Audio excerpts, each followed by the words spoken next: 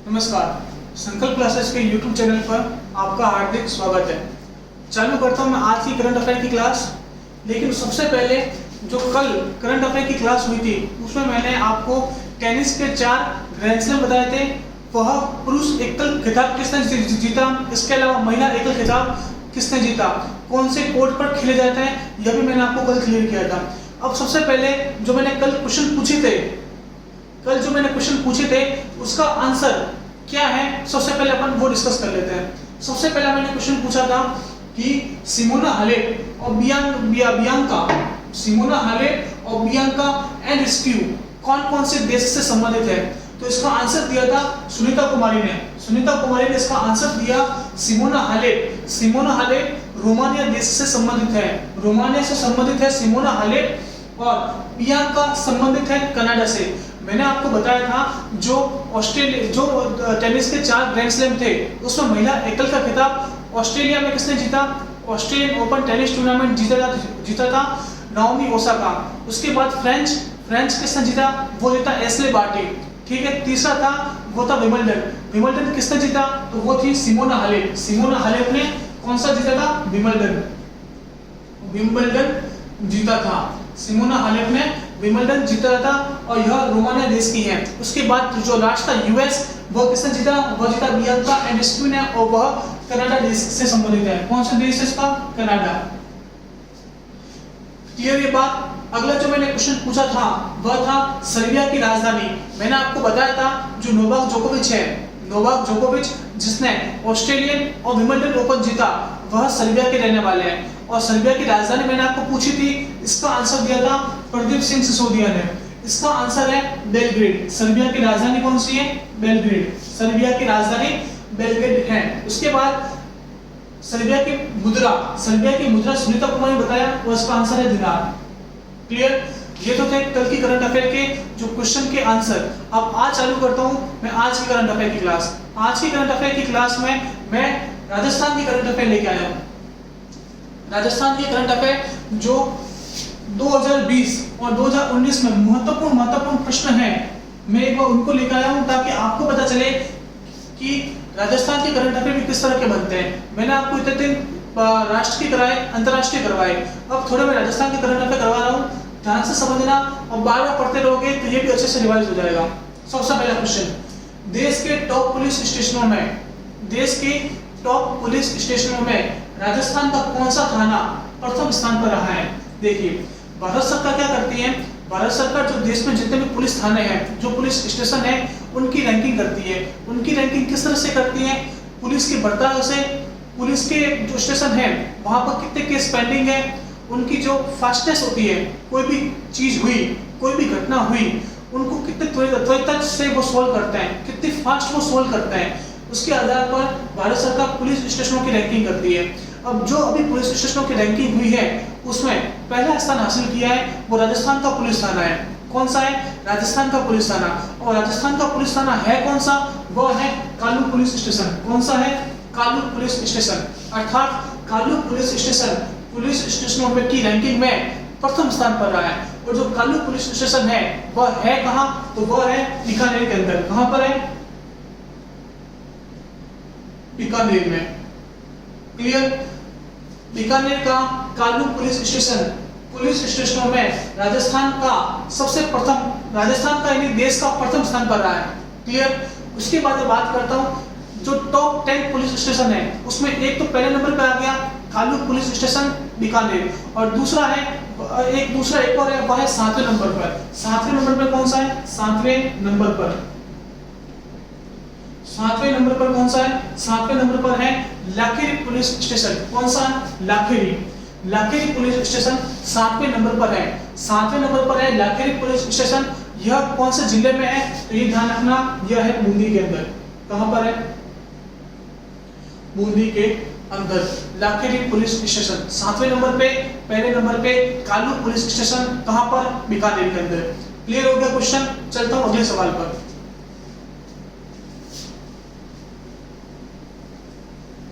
देखिए, मैंने आपको बताया था 66वें राष्ट्रीय फिल्म पुरस्कार, मैंने आपको क्लियर करवाया था 66वें राष्ट्रीय फिल्म पुरस्कार। 66वें राष्ट्रीय फिल्म पुरस्कार।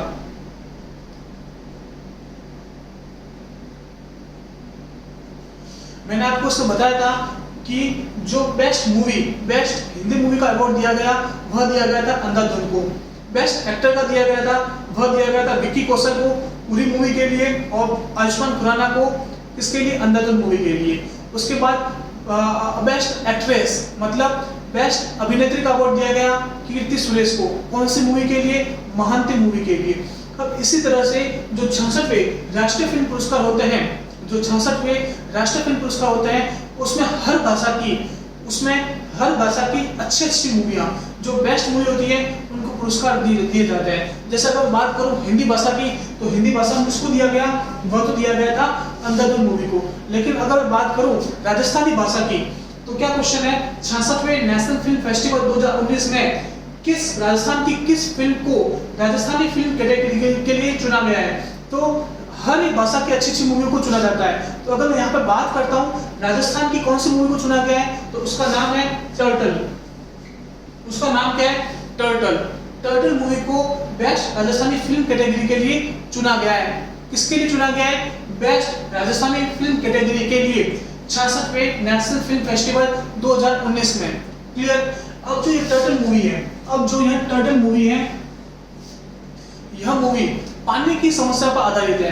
किस पर आधारित है? पानी की समस्या। राजस्थान में जो पीने के पानी की समस्या है उस पर आधारित यह मूवी है टर्टल। इस पर आधारित है। राजस्थान में पानी की समस्या पर आधारित है, पानी की समस्या पर।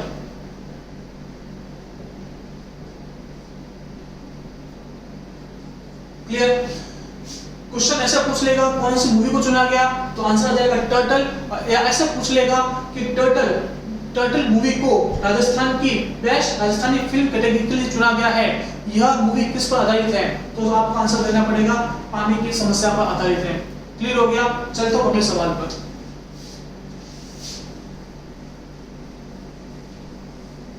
देखिए, सबसे पहले मैं बात करता हूं कि राजस्थान के किस व्यक्ति को bill and Melinda Gates foundation की तरफ से चेंज मेकर पुरस्कार मिला है। ध्यान रखना, मैंने आपको पिछली क्लास में भी बताया था कि नरेंद्र मोदी को स्वच्छता अभियान के लिए bill and Melinda Gates foundation, कौन सा फाउंडेशन है? Bill and Melinda Gates foundation ने एक अवार्ड दिया था। उस अवार्ड का नाम आपको बताना है। क्या बताना है आपको? मैंने आपको बताया था कि bill and Melinda Gates foundation ने देश के प्रधानमंत्री नरेंद्र मोदी को एक पुरस्कार दिया है। किसके लिए दिया है? स्वच्छता अभियान के लिए दिया है। स्वच्छता अभियान के लिए दिया है, तो आपको उस पुरस्कार का नाम बताना है। अब यहाँ पर राजस्थान की भी एक व्यक्ति है जिसको bill and Melinda Gates foundation की तरफ से चेंज मेकर पुरस्कार मिला है। कौन सा पुरस्कार मिला है? चेंज मेकर पुरस्कार। अब उस व्यक्ति का नाम क्या है? उस व्यक्ति का नाम है पायल जहांगीर।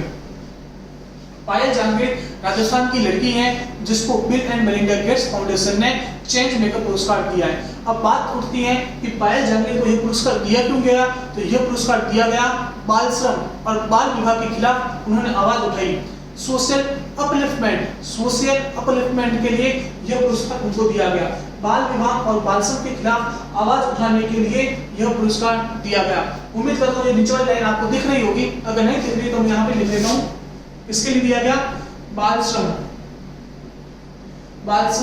और बाल विवाह, बाल श्रम और बाल विवाह के खिलाफ आवाज उठाने के लिए पायल जहांगीर को यह पुरस्कार दिया गया। क्लियर? चलता हूं अगले सवाल पर।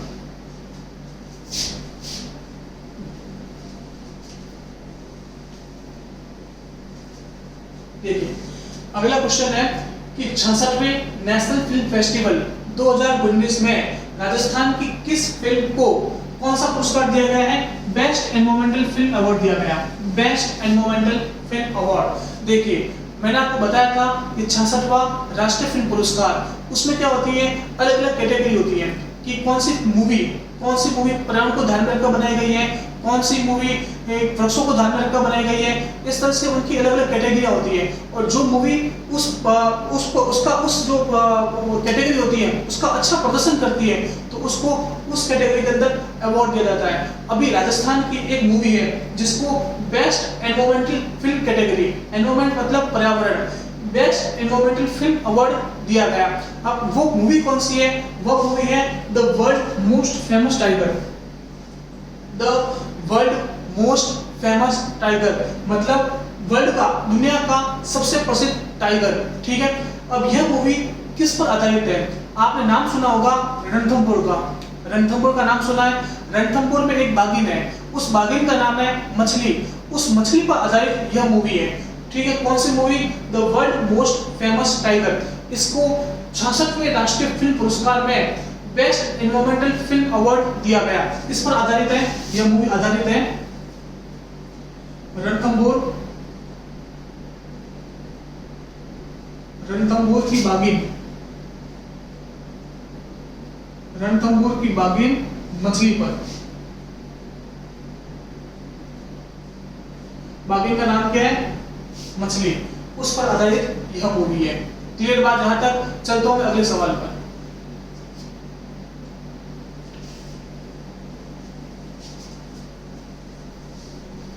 देखिए, भारतीय ग्रैंड मास्टर जिन्होंने एक प्रतियोगिता जीती है, उस प्रतियोगिता का नाम है कान शतरंज ओपन टूर्नामेंट, ठीक है।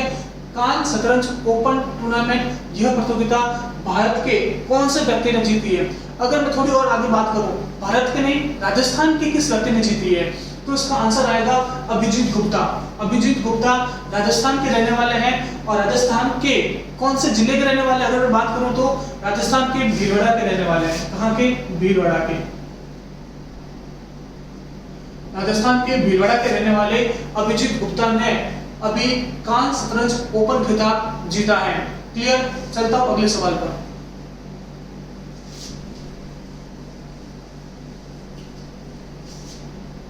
देखिए, वह राज्य जिसके राज्य पक्षी को IUCN, नाम ध्यान रखना, IUCN रेड लिस्ट में गंभीर रूप से लुप्त प्राय प्रजातियों के तहत सूचीबद्ध किया गया है। समझ में नहीं आया होगा, एक बार वापस पढ़ता हूं क्वेश्चन। वह राज्य जिसके राज्य पक्षी को IUCN, देखिए सबसे पहले तो IUCN को समझिए। IUCN है क्या? IUCN, देखिए IUCN की फुल फॉर्म होती है international union for conservation of nature. क्या नाम है? इंटरनेशनल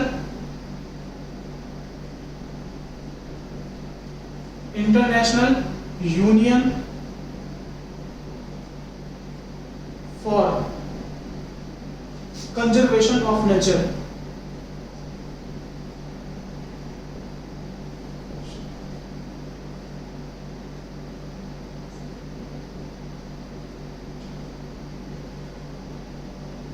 ठीक है, IUCN की फुल फॉर्म होती है international union for conservation of nature, अर्थात यह पर्यावरण की सुरक्षा के लिए कार्य करती है IUCN।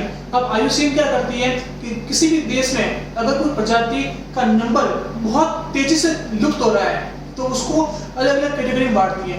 इसका मैं एग्जांपल आपको देता हूँ। जैसे अभी हमारे देश में कोरोना महामारी चल रही है, तो कोरोना महामारी के दौरान जब लॉकडाउन 3.0 लगा, तो भारत सरकार ने क्या किया? भारत सरकार ने इन जिलों को 3 श्रेणी में बांट दिया। वो 3 श्रेणी कौन कौन सी थी?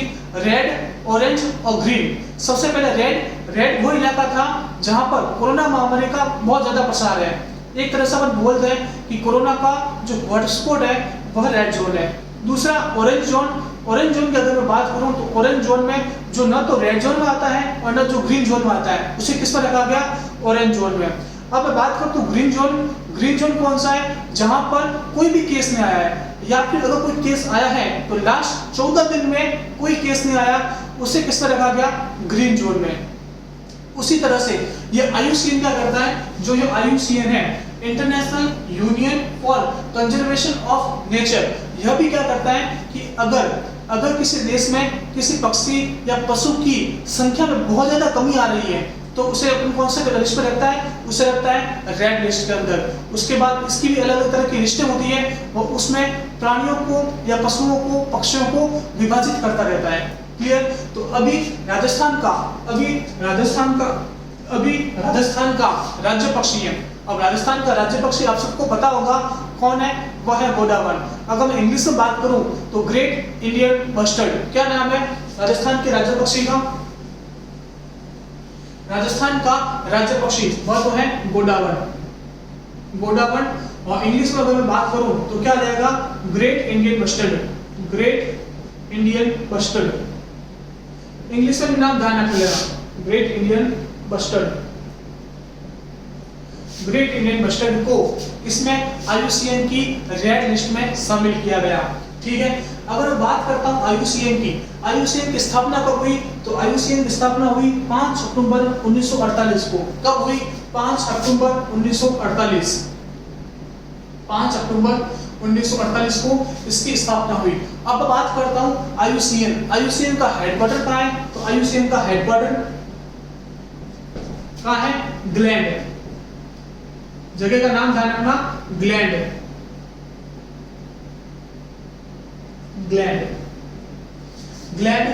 कहां पड़ता है? ग्लैंड पड़ता है स्विट्जरलैंड के अंदर। क्लियर बात? पूरा question clear? IUCN international unit for conservation of nature, स्थापना 5 अक्टूबर 1948। इसका हेडक्वार्टर ग्लैंड स्विट्जरलैंड के अंदर। अब इसने राजस्थान के राज्य पक्षी अर्थात गोडावन या ग्रेट इंडियन बस्टर्ड को रेड लिस्ट में शामिल किया है। चलता हूं अगले सवाल पर।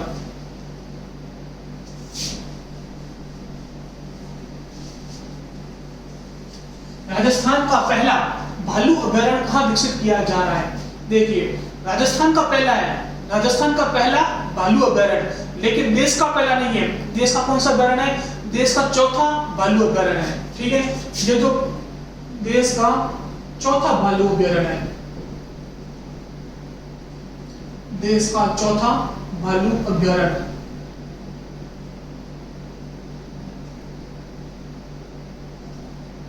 क्लियर? राजस्थान का पहला कहां स्थापित किया जा रहा है? वह किया जा रहा है जालोर के अंदर।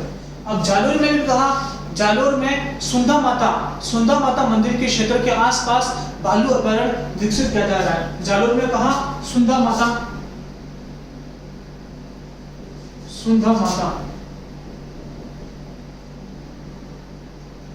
क्षेत्र के पास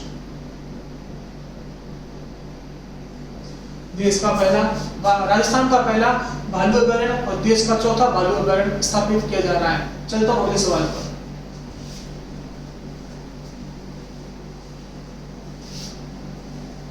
देखिए, राजस्थान राज्य सरकार द्वारा गरीब नवाज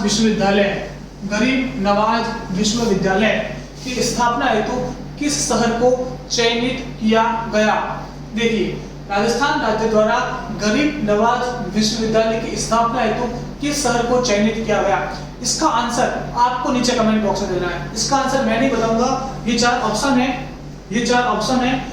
उस ऑप्शन में से आपको इस क्वेश्चन का आंसर देना है। कल मैं वापस इस क्वेश्चन को विद डिटेल डिस्कस करूंगा, लेकिन उससे पहले आपको इस क्वेश्चन का आंसर नीचे देना है। क्लियर? चलता हूं अगले सवाल पर।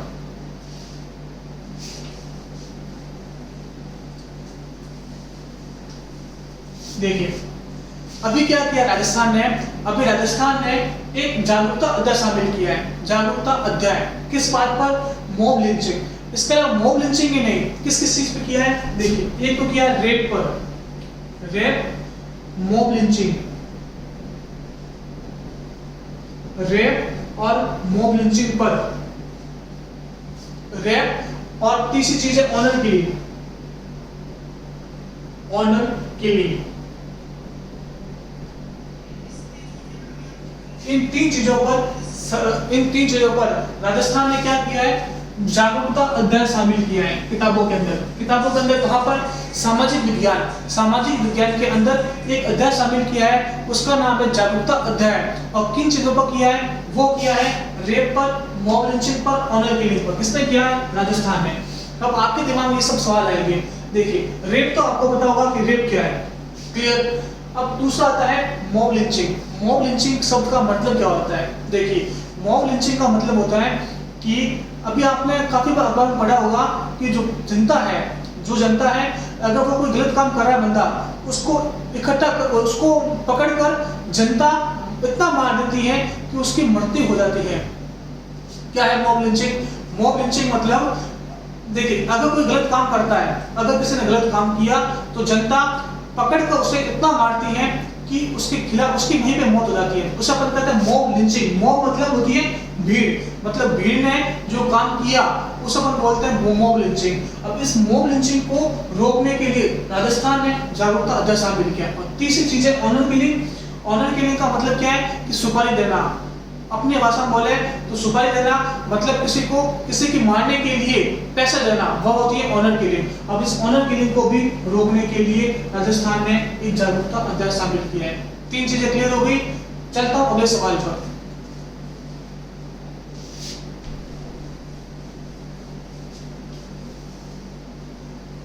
देखिए, वह राज्य सरकार जिसके द्वारा स्थानीय निकाय चुनाव, अब देखिए स्थानीय निकाय चुनाव का मतलब आप समझ गए होंगे, ग्राम पंचायत, पंचायत समितियों के चुनाव, पंचायत समितियां या ग्राम पंचायत के चुनाव में न्यूनतम शैक्षणिक योग्यता को समाप्त कर दिया है। देखिए इसका आंसर आपको पता है, राजस्थान है। देखिए पहले क्या हुआ करता था कि अगर आपको ग्राम पंचायत या पंचायत समिति का चुनाव करना है तो उसके लिए योग्यता हुआ करती थी, 8वीं 10वीं पास होना चाहिए। अगर कोई कैंडिडेट है तो अगर वो 8वीं या 10वीं पास है तो ही वह सरपंच का चुनाव लड़ सकता है। लेकिन वर्तमान में अभी क्या किया कि जो राजस्थान है, राजस्थान ने क्या किया, इस योग्यता को समाप्त कर दिया और उसकी जगह सिर्फ एक योग्यता रखी। क्या योग्यता है? इसकी जगह सिर्फ एक योग्यता रखी। आप पढ़े लिखे हो यह कोई जरूरी नहीं है, लेकिन आपके घर में शौचालय होना चाहिए। क्या है योग्यता? घर में शौचालय, घर में शौचालय होना जरूरी।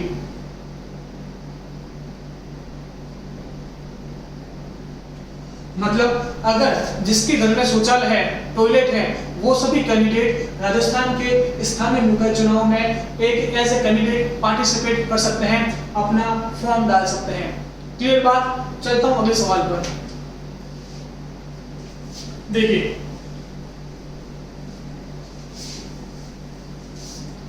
जो मैंने अभी तक सवाल करवाए वो राजस्थान के थे। अब ये जो 11वां सवाल है वह है अंतरराष्ट्रीय रिलेशन से। किससे? अंतरराष्ट्रीय रिलेशन, इंटरनेशनल रिलेशन से। देखिए क्वेश्चन क्या है, अभी एक वो न्यूज में था, इस वजह से मैं क्वेश्चन लेकर आया हूं। देखिए क्वेश्चन क्या है, अभी अशरफ गनी, नाम क्या है? अशरफ गनी। अशरफ गनी ने किसके साथ समझौता किया है? देखिए अब आपके दिमाग में आएगा कि ये अशरफ गनी कौन है, समझौता किसके साथ किया है, क्यों किया है। देखिए ध्यान से समझना, अशरफ गनी कौन है? अशरफ गनी अभी अफगानिस्तान के राष्ट्रपति हैं। कौन है? अफगानिस्तान के राष्ट्रपति।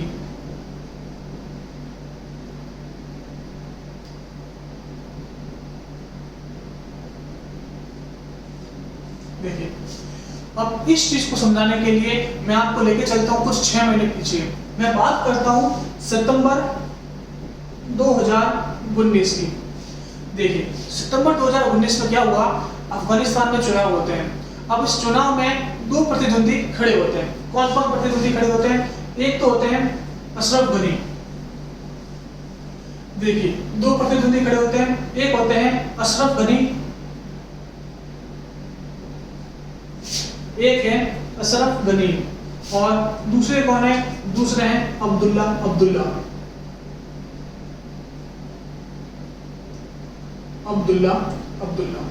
ठीक है, ये 2 कैंडिडेट खड़े होते हैं अफगानिस्तान के राष्ट्रपति चुनाव में। लेकिन जब रिजल्ट आता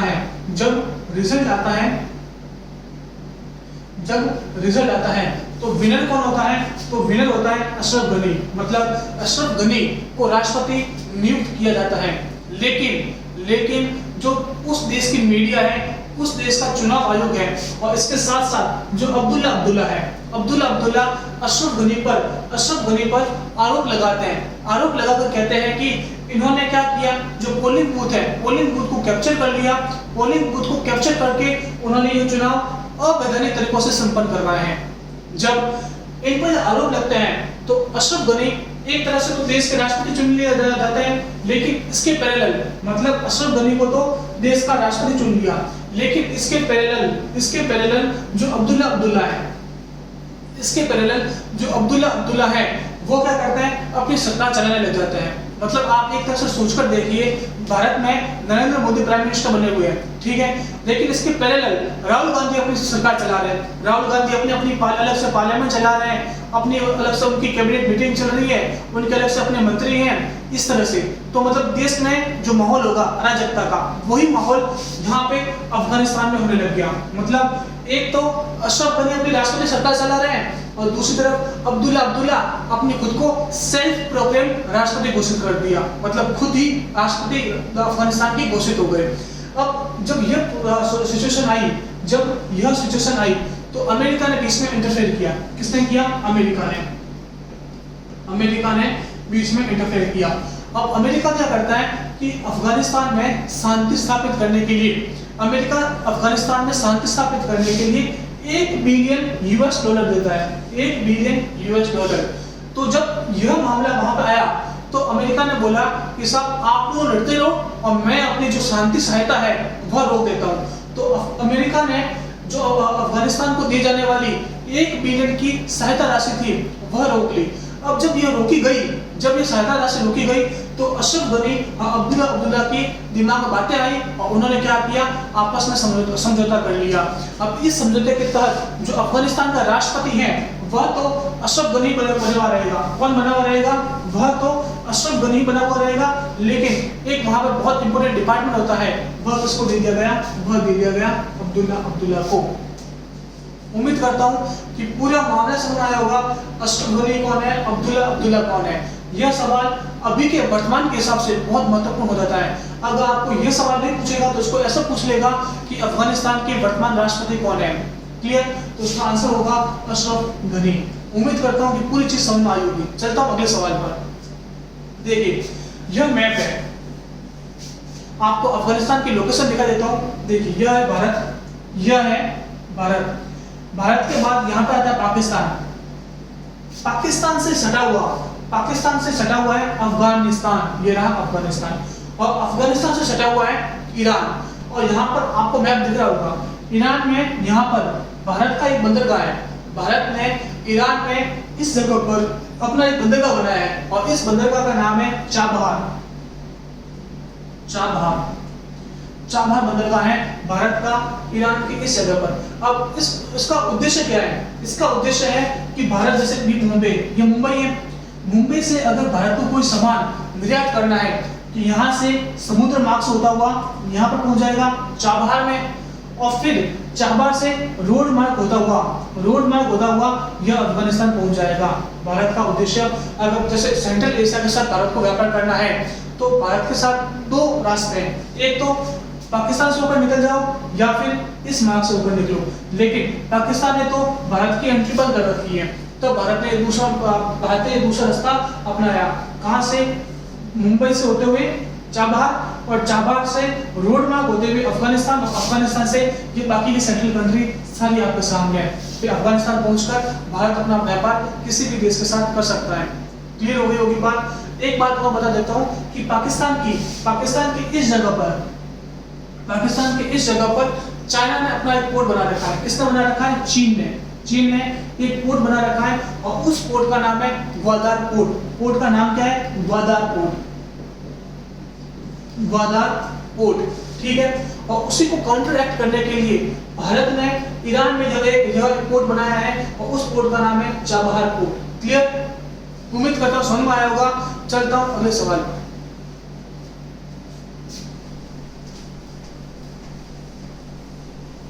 देखिए, लोगों के आवागमन के लिए किसने ट्रेवल बबल खोला है? क्या नाम है? Travel bubble. देखिए, अभी अपन जानते हैं कि अपने भारत देश के अंदर 17 मई से आगे के लिए लॉकडाउन 4.0 लगा है।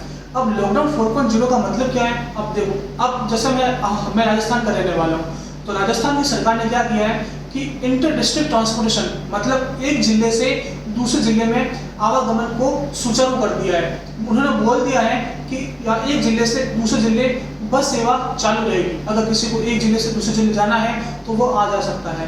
केंद्र सरकार ने भी गाइडलाइन जारी करके क्या बताया है कि कि आप जिले में अगर आपको किस तरह का लॉकडाउन चाहिए वह सरकार खुद डिसाइड करे। इसके बाद अगर मैं बात करूं इंटर स्टेट ट्रांसपोर्टेशन, मतलब अगर एक राज्य से दूसरे राज्य जाना है, मतलब अगर मुझे राजस्थान से गुजरात जाना है तो वो राजस्थान और गुजरात की सरकार तय करेगी कि अपन को इंटर स्टेट ट्रांसपोर्टेशन चालू करना है या नहीं। भारत में तो कोरोना महामारी के दौरान अभी यह स्थिति है, लेकिन कुछ देश हैं जिन्होंने देशों के बीच ट्रांसपोर्टेशन शुरू कर दिया है। अब उस ट्रांसपोर्टेशन को क्या नाम दिया गया है? उस ट्रांसपोर्टेशन को नाम दिया गया है ट्रेवल बबल। अब आपके दिमाग में आएगा वो देश कौन कौन से हैं? तो वह देश है बाल्टिक नेशन। अब बाल्टिक नेशन कौन कौन से हैं? तो बाल्टिक नेशन है अगले मैप में, देखिए ये आपको मैप दिख रहा होगा, यह मैप है बाल्टिक नेशंस का। इसका है बाल्टिक नेशंस। 3 बाल्टिक नेशन है। कौन कौन से? एक तो है एस्टोनिया, लातविया और लिथुआनिया। यह 3 बाल्टिक नेशन है। अब इनको बाल्टिक नेशन कहते क्यों है? क्योंकि यह बाल्टिक सी के आसपास है। बाल्टिक सी के पास होने